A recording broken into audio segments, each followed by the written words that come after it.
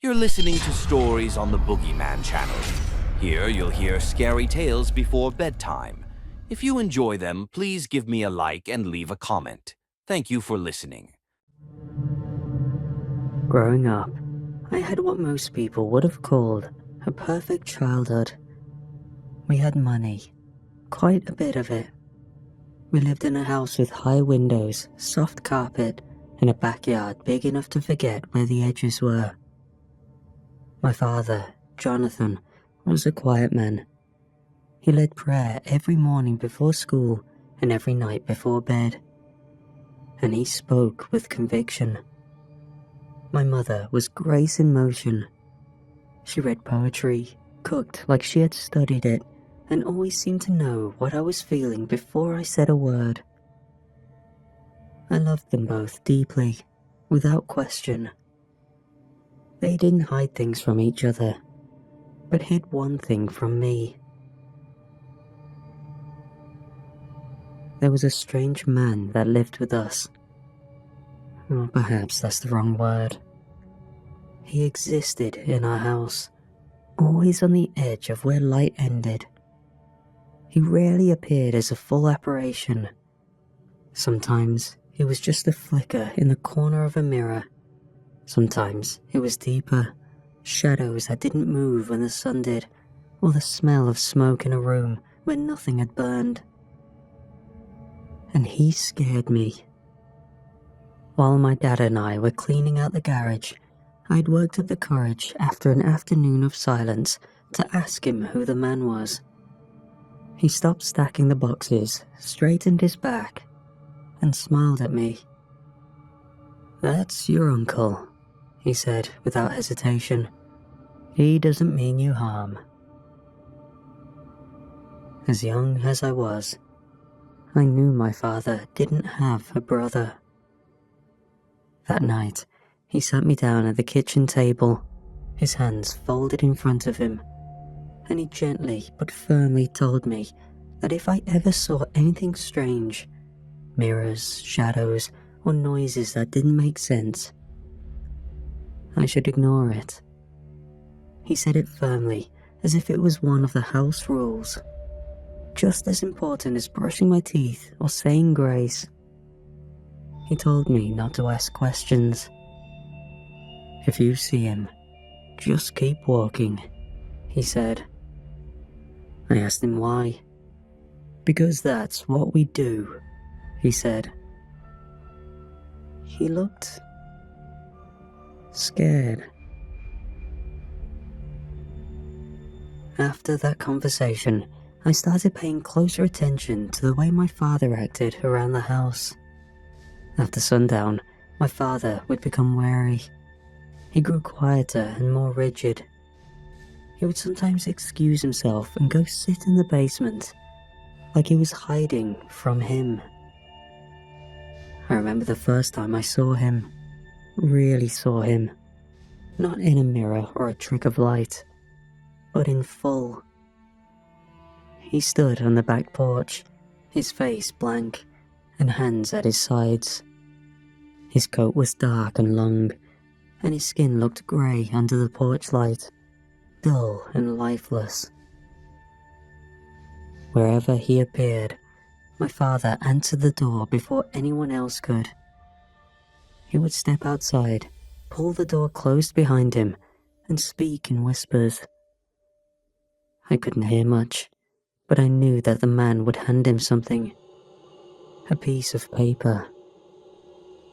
My father would tuck the note away, move with urgency, and leave the house without finishing his meal or saying goodbye. Sometimes he would make calls from the landline in the garage. Once he didn't come home until morning. He looked drained. His shirt was unbuttoned, and his kind eyes were bloodshot. I tried asking about the man once. I didn't even make it through the question. "Don't," my father said, not angry, but firm. "Just don't." After that, I learned to keep quiet, but the man kept coming. It happened 10 years ago, I remember the exact date because it was 2 days after my birthday. I just turned 8, and I was still riding the high of presents and cake and the way my mother smiled when she sang. The weather had started to turn, the heat pulling back and leaving behind that crisp early autumn air that carried the scent of dry leaves and chimney smoke. That night, I saw my father standing at the back door again. I was on the stairs, holding a book. I heard the door open, and I saw the man outside. He looked the same as always. I knew what would happen. I'd seen it before. The man would hand him a note, my father would read it, and then everything would shift into motion. He would leave, pray, or make a quiet call to someone I'd never met. But that didn't happen this time. The man passed him the paper. My father looked at it, looked down, and unfolded it. His eyes moved over the page, once, then again. His hand dropped to his side. He didn't move. He just stood there, holding the paper. I thought he was going to faint. I stepped down onto the next step. He turned slowly, his face pale. He looked past me. He looked like he had aged 10 years in that moment alone. Then, he really looked at me. My father had never looked at me that way. Hell, nobody has ever looked at me that way since. His eyes filled with tears, and I thought he might say something. But instead, he turned toward the hallway. My mother had entered the room. She had a dish towel in her hands, still damp from washing. She looked at him. He handed it to her. She unfolded it. Her mouth opened, and at first, no sound came out. She stared at the paper, blinked once, and then collapsed onto the floor, her knees hitting the tile. She screamed, not in fear or even grief, but in helplessness, a sound that split the room. I didn't know what was on that paper yet. I just knew it broke something in her, something that wouldn't heal. My father crouched beside her and tried to return the paper, but she pulled away. She crushed it in a fist and held it against the chest. After my mother crumpled to the floor, my father finally seemed to remember I was standing there. He turned toward me, and for a second, I thought he was going to call me over.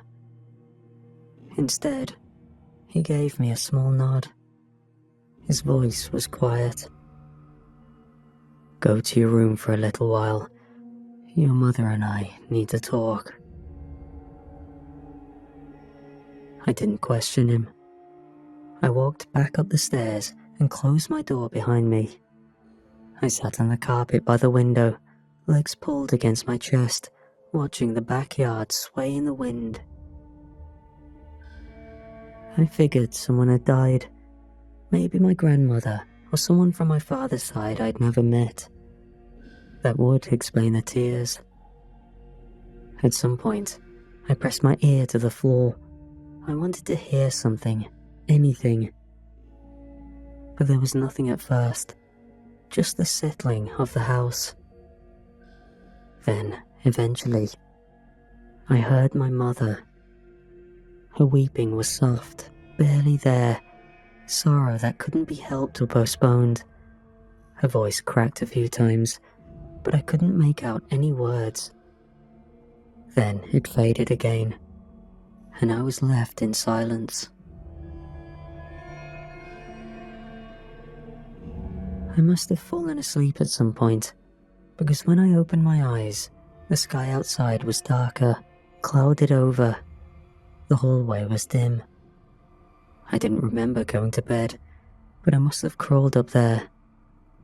I got up and walked to the door. I needed to pee. I crept down the hall, dragging my hands against the wall as I went.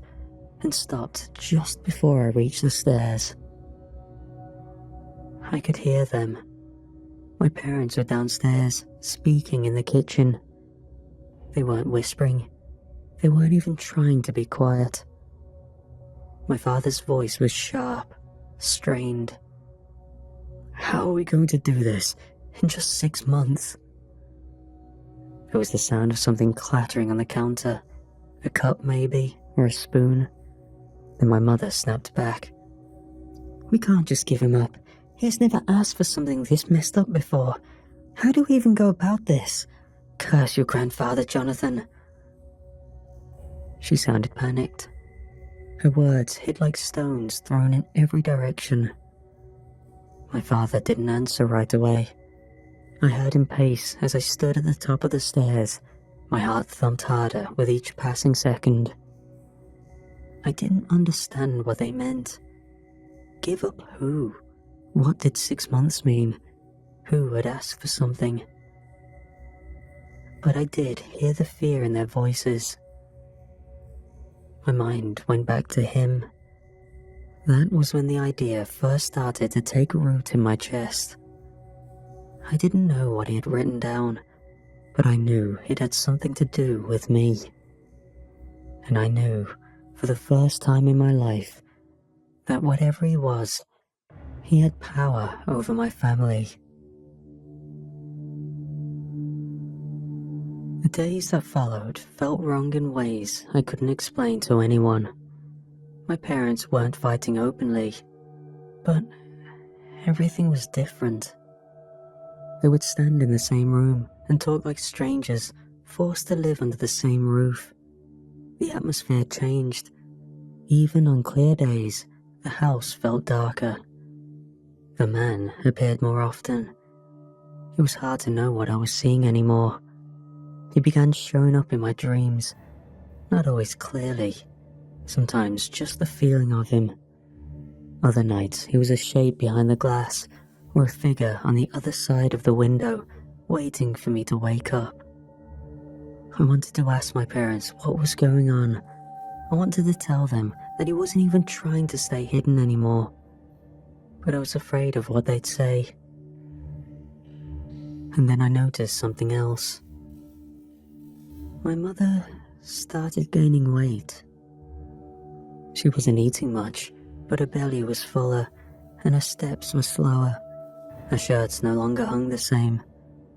I saw her once in the bathroom mirror, holding a hand to her stomach. I could see him standing right beside her. He was growing bolder. Or maybe we were growing weaker. As her stomach grew, so did the weight pressing down on everything inside that house. I caught my mother staring out the kitchen window more often, her fingers resting on the counter like she was waiting for something to appear outside and carry her away. My father became more devout than ever. He spent hours locked in the study, muttering under his breath, his voice rising and falling. He was constantly reciting scripture. I peeked in once through the crack of the door and saw him kneeling, not just praying, but rocking, whispering between his teeth while staring at the floor. I only got the courage to question the entire situation one time, but I was met with bland responses. They were clearly shrugging me off. The night it all fell apart started with the wind. The trees scraped the windows, the power lines swayed and groaned above the roof. Thunder rolled in circles, never close enough to crack the sky, but loud enough to rattle the windows. I woke to screaming.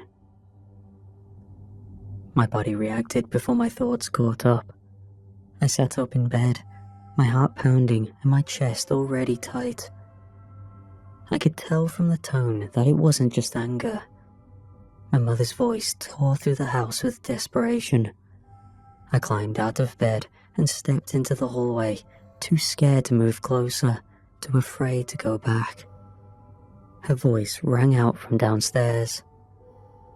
We have to give it a kid tomorrow, Jonathan. She sounded broken. My father answered her, pleading. We'll find another way. Just wait, please. I'm done waiting, she screamed. You know what will happen. You know. There was a crash. I stood there, gripping the banister, my hands shaking, my stomach twisting. Then, I heard the scream. My mother. One sharp, terrible sound that cut through the house like metal tearing through cloth. And then nothing. I ran. I was already down the stairs before my brain caught up to what I was doing. The air smelled sour, the lights in the hallway were off, but there was a glow from the bathroom door. The light spilled out into the dark, casting shadows on the floor. She was on the ground. My mother. Her body was twisted at the hip, one leg stretched out, the other bent beneath her. Blood had soaked through her dress and pooled under her shoulders. Her head was resting against the base of the tub. Her eyes were open, glassy, her mouth half-parted. There was a knife in her hand. I couldn't breathe. My father was beside her, on his knees. His shirt was stained, his face blotched red.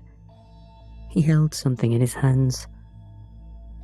I didn't understand what I was looking at. It was small, pink, a mess of limbs and tissue. He cradled it like it might cry. He was rocking back and forth, whispering something to it over and over.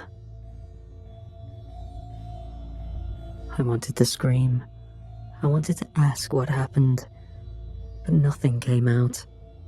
I turned and ran. My hands hit the stair rail. I missed the step and slammed into the wall halfway up. I kept going, back to my room. I closed the door. I crawled into my closet. I curled up and held my knees to my chest. I stayed there until the sun rose. The funeral for my mother was quiet. Not because there weren't people there, but because no one knew what to say. A small church just outside of town, the one my father used to preach at. The sanctuary smelled like lilies and varnished wood. The windows were fogged from the cold, and the pews were half full of people from my father's congregation who wore solemn expressions. Some of them brought casseroles, some brought their children. None of them brought answers. The casket was closed. Everyone said she seemed so happy, so devoted, so warm. The official cause of death was suicide. The coroner's report cited blood loss. The fingerprints and the knife were hers, and hers alone. They said it was a clean case. I didn't speak at the service. I sat in the front row and stared at the floor. I didn't cry or blink much either. It felt wrong to do either one. My father stood up and delivered something that could barely be called a eulogy. I watched him closely, trying to find her in his face, to find something human, something breaking. But there was nothing. Just a voice repeating words he didn't believe anymore. Afterward, we drove home together in silence. I watched the trees move past the window, still half stripped from the last storm. When we pulled into the driveway, I asked him if we could talk.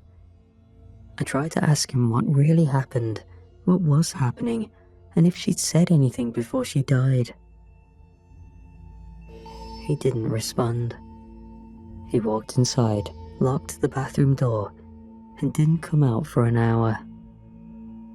We never spoke about it again. My father stopped going to church. He stopped returning calls from the other pastors. His Bible stayed on the shelf untouched. The prayers stopped, the grace before meals, the whispered blessings before bed. All of it vanished. What replaced them were bottles. He kept empties stacked in paper bags under the sink until there were too many to hide. I would hear him in the kitchen long after I'd gone to bed, opening new ones, drinking them in silence, sometimes whispering to himself. But eventually, the whispers changed. He started speaking to him. Sometimes he laughed, sometimes he cried, sometimes he begged, and other times he just seemed to listen. I stopped trying to talk to him. I had questions that I knew would never be answered, and fears I didn't have the strength to put into words. I didn't know what else to do. It was 4 years after she died. I was 17. I had been holding it in for too long. I didn't plan to say anything, but it was a bad day and he was already drunk. And when I found him on the porch, muttering to the darkness again, something inside me snapped. "You killed her," I said. He didn't look up. "You let her die because you're a coward." He lifted his head slowly, like the words took time to register. I could see how empty he had become. He looked thinner than he had ever been. "You never did anything," I said.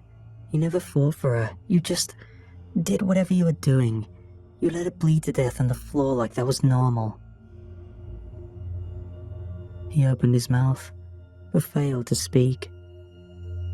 Then he stood, fast enough to knock over the chair behind him. "He wanted you," he shouted, tears forming in his eyes. "A child of ours. That's what the note said." He was trembling now, shoulders shaking, arms clenched at his sides. "He gave us 6 months. We didn't know what to do. We couldn't give you up. You were just a boy. We thought maybe if we gave him another one, it would be enough." I stared at him. "So you..." I tried asking. He nodded. Then he shook his head, then nodded again. "We tried," he said. "We tried to make another child, but we didn't have enough time. The baby, it wasn't ready. And your mother, she couldn't bear the thought of handing you over. So she..." He covered his face with his hands. He sat down hard and let out a sound that didn't belong to any version of my father I had known. The sound of something breaking, for good. She chose the only thing she thought would work.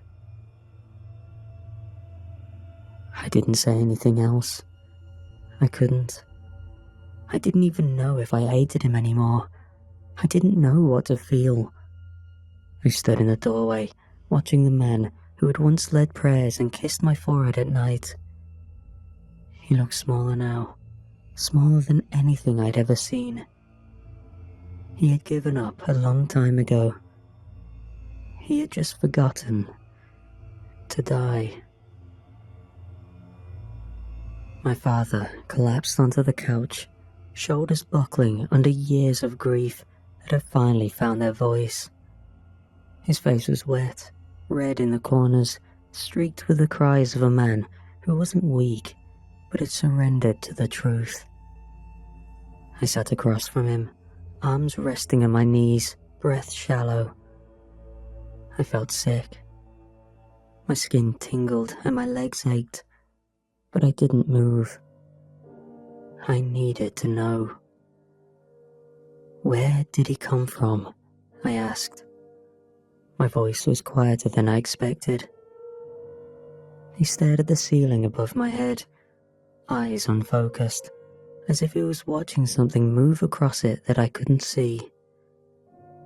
Then he nodded, just once, and began to speak.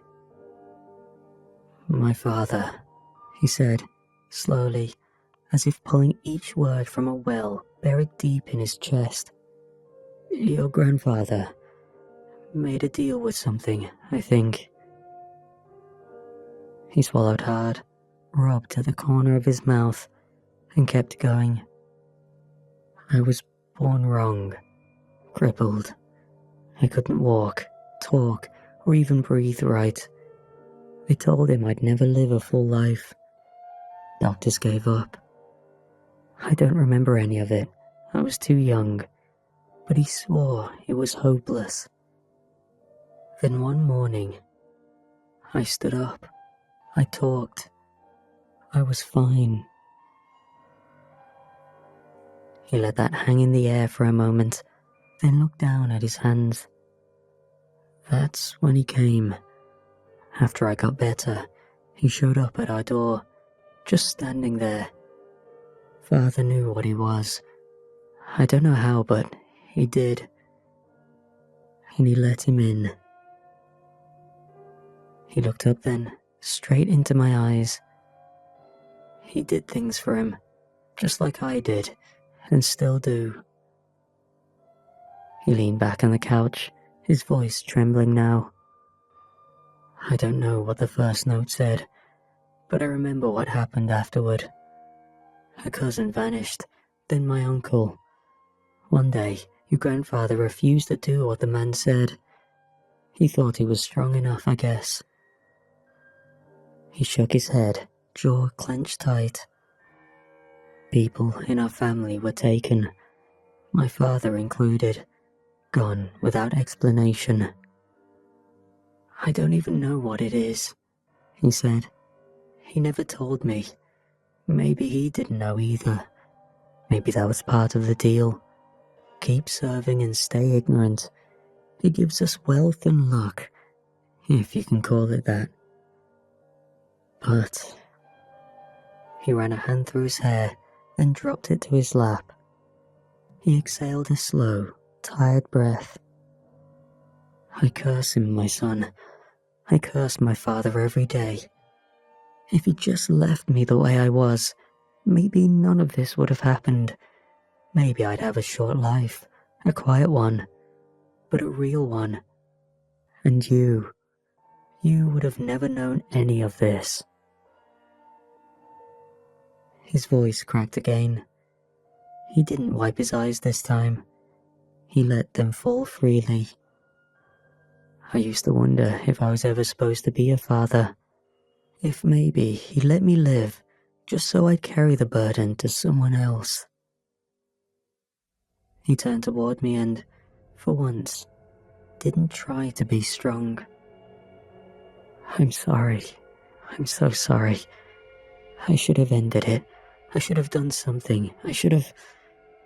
I don't know. I don't know what I could have done, but it should have been anything but this." His words hit hard. My chest burned. I hated him for so long that I didn't know how to stop.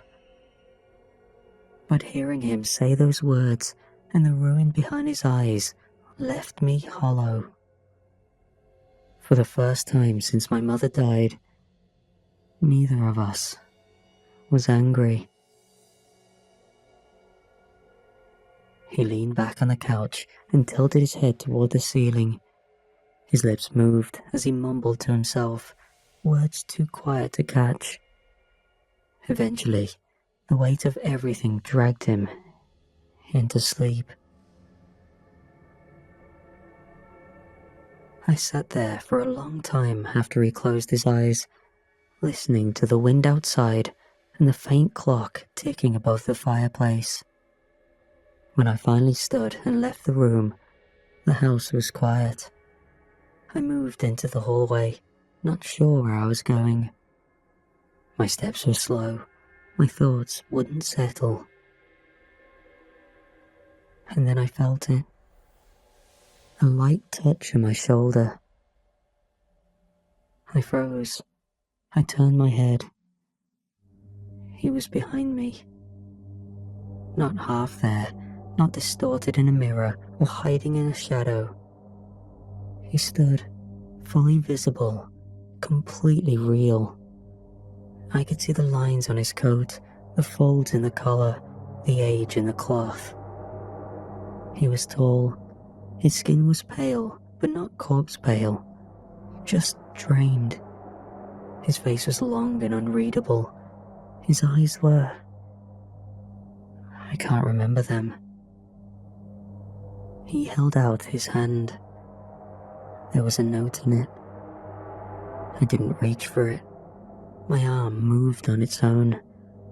My fingers took it from his hand, and the second it left his palm, he vanished. I stared at the paper for a long time before I unfolded it. My hands were shaking, my throat was dry. I already knew it was meant for me. 3 words, written in neat, slanted handwriting. Cripple your father.